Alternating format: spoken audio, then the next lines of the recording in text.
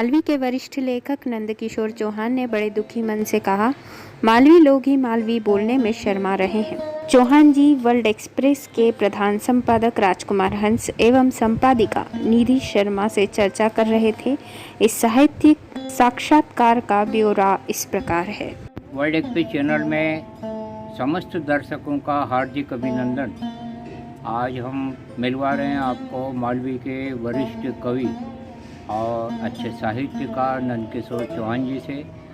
ये साक्षात्कार आपको काफ़ी अच्छा लगेगा। नंदकिशोर चौहान जी काफ़ी अनुभवी लेखक हैं, मालवी से करते हैं प्यार और उनकी चौथी किताब बहुत ही जल्दी प्रकाशित हो रही है। नमस्कार सर। नमस्कार। पहला प्रश्न हमारा यह आपसे रहेगा कि आपका जन्म स्थान कौन सा रहा, कहाँ आपकी का जन्म हुआ, माता पिता का शुभ नाम क्या रहा और वो क्या करते थे जी, और आपका बचपन कैसे बीता? हमारा जन्म तो ननिहाल तराना है, जिला उज्जैन में, वहाँ हुआ। और फिर माता पिता विश्राम जी पटेल, गीताबाई पटेल बीजलपुर के रहने वाले थे और उनने बहुत सब्जी वब्जी बेच के बहुत कठिन परिस्थिति में हमें पढ़ाया। हमारी माँ का तो इतना क्या कहूँ मैं कि मुझे पैदल पैदल रोज़ आड़ा बाजार खेलकर डॉक्टर साहब के यहाँ ले जाती जब बच्चा हूँ मैं, तो उनका तो एहसान नहीं चुका सकते। कितने भाई आप लोग? 4 भाई। कि कैसे प्रेरणा प्राप्त हुई आपको ये आप लिखने लग गए? मैं नई दुनिया में पढ़ता रहता था पहले ये लेखे से, तो मुझे लगा कि इससे अच्छा तो मैं ही लिख सकता हूँ। अच्छा। तो बस फिर लिखना शुरू हुआ और वो छपना शुरू हो गए। तो इसके बाद फिर मैंने सोचा कि अब यार सब इसको इकट्ठा करना चाहिए, तो किताब लिखी। तो 1 किताब, 2 किताब, 3, अब चौथी भी तैयार हो गई आपकी कृपा से। आपको हम बता रहे हैं दर्शकों को कि आपकी ये किताबें प्रकाशित होकर काफ़ी प्रशंसित हुई हैं। ये किताब का नाम है गुड़ की भेली और गुड़ की भेली का हम अभिनंदन करते हैं। और एक किताब आपकी पूरे देश में बहुत अच्छे चाव के साथ में पढ़ी जा रही है, सराही जा रही है, उसका नाम है मांडवो। और तीसरी किताब आप इसको पढ़ेंगे तो आपको नई नई जानकारी मिलेंगी और किताब का नाम है डागलो। आप हमारे दर्शकों को डागलो के बारे में क्या बताना चाहेंगे? मेरा सोच ऐसा रहता है कि जैसे शहर के लोग हैं, गांव के भी लोग सब संस्कार भूलते जा रहे हैं। वो डागला नहीं समझते कि क्या होता, तो मैंने उसको समझाया कि डागला वो खेत, मक्का के खेत में बीच में बनाते हैं और मिट्टू मिट्टू तोते भगाने के लिए वहाँ बैठते हैं।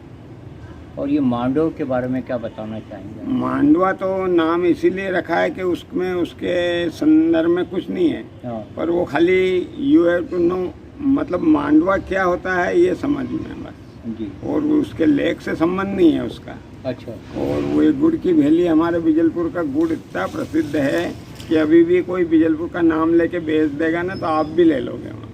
तो अभी भी गुड़ अच्छा मिलता है अपने में? आपने मिला? अच्छा। चरखी। हाँ, पहले तो बड़ा प्रसिद्ध था।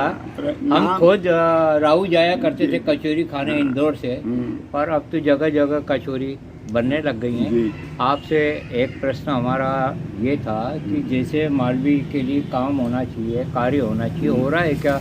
मालवी कवि सम्मेलन तो बहुत कम हो गए, मालवी में लेखन भी कम हो गया। आप हमारी बात से सहमत हैं?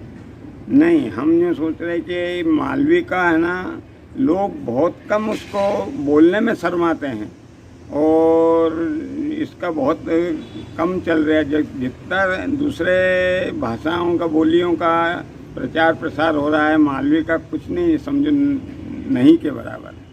सरकार से आपकी क्या मांग रहेगी मालवी के विकास के लिए? मालवी मेले लगना चाहिए, अब मालवी साहित्यकारों को अवार्ड देना चाहिए, मालवी कवि सम्मेलन, मालवी मार्च होना चाहिए, तो आप क्या सुझाव देना चाहिए? अभी सरकार भी अब इसमें इस तरफ जागी है, उनने है ना अब ये पुरस्कार देना शुरू किया। अभी हाल वो भोपाल में विकास दवे साहब है, उसमें मालवी भाषा का एक किताब है, एक मतलब उसको पुरस्कार देते वो। अच्छा। तो वो हर साल चालू किया हुआ है। हाँ।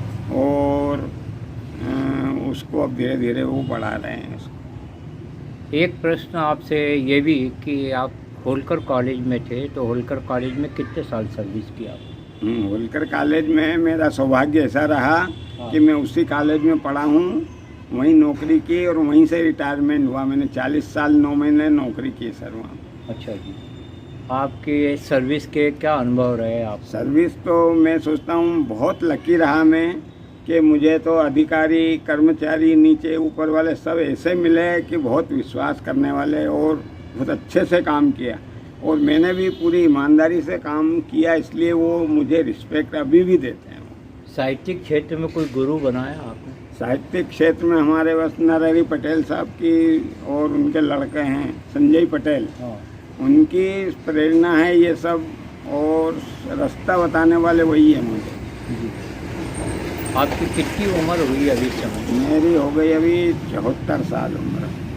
आपसे एक प्रश्न ये है कि आप 74 वर्ष के हैं, आपके अच्छे स्वास्थ्य का क्या कारण है? उसका कारण क्या है कि परिवार हमारा अच्छा है, बच्चे बहू हैं, सब अच्छे हैं, तो कोई टेंशन नहीं है।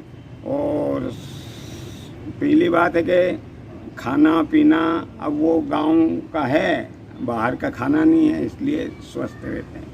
अच्छा खान पान होगा, आप नशे व्यसन से दूर रहा होगा आपका हाँ परिवार? बिल्कुल। हम तो मेरे कॉलेज में हाँ। बहुत लोग करीब करीब सभी नशा करते हैं, सब करते, पर हम उस रास्ते गए ही नहीं, हमें जाना ही नहीं था उस रास्ते, इसलिए हम स्वस्थ भी हैं। और हमने दुआएं कमाई है वहाँ पे, कोई बद्दुआ नहीं कमाई है, बच्चों की दुआएं कमाई है। रोज़ 1-2 बच्चे का भला हो ऐसा काम किया है, तो आज वो मुझे काम आ रहा है।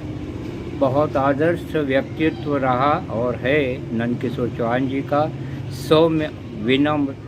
आपसे एक प्रश्न और है, आप एक किसान के बेटे हैं, आपकी पहले खेती थी, अभी इस समय जो खेत बिकते जा रहे हैं और वहाँ पर मल्टियाँ बनती जा रही हैं, तो खेतों को, जंगल को बचाने के लिए आपका क्या संदेश है?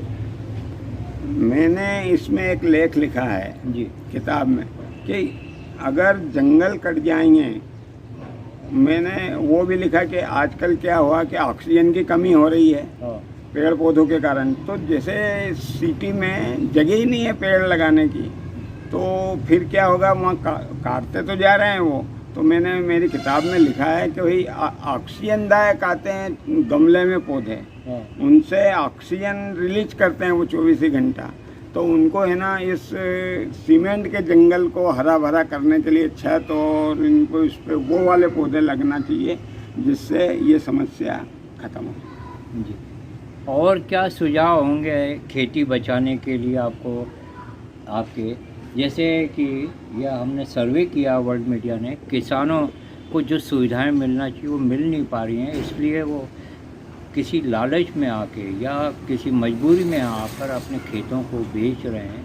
खेतों को बेचने का ये मतलब है कि मजबूरी नहीं है, वो क्या है कि इतना मूल्य इतना देते हैं वो कि आदमी यहाँ 1 बीघा बेचेगा और 5 बीघा ले लेगा उधर। अच्छा, तो दैट इज़ द रीज़न। हाँ, तो ये है उसका कारण। हाँ। अब जैसे हमारी ज़मीन है, अब वो 1 बीघा थी, यहाँ उसने उसके इतने पैसे आए कि हम बाहर के खरीद सकते हैं। हमने ये घर खरीद लिया, गाड़ी खरीद ली, तो उसका कारण ये है कि बुराई नहीं है, वो क्या है, पर ये है कि जो शहर बसता जा रहा है तो वो लोग तो पैसे उनके कम बहुत हैं, तो जितने मांगे उतने देते हैं, तो आदमी क्या करता है यहाँ से लेके आगे चला जाता है। जी, पर ऐसे खेती बचती है, अब यहाँ तो सब खत्म हो गया।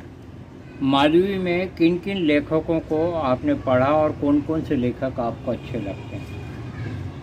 मालवी में मैं नरहरि पटेल साहब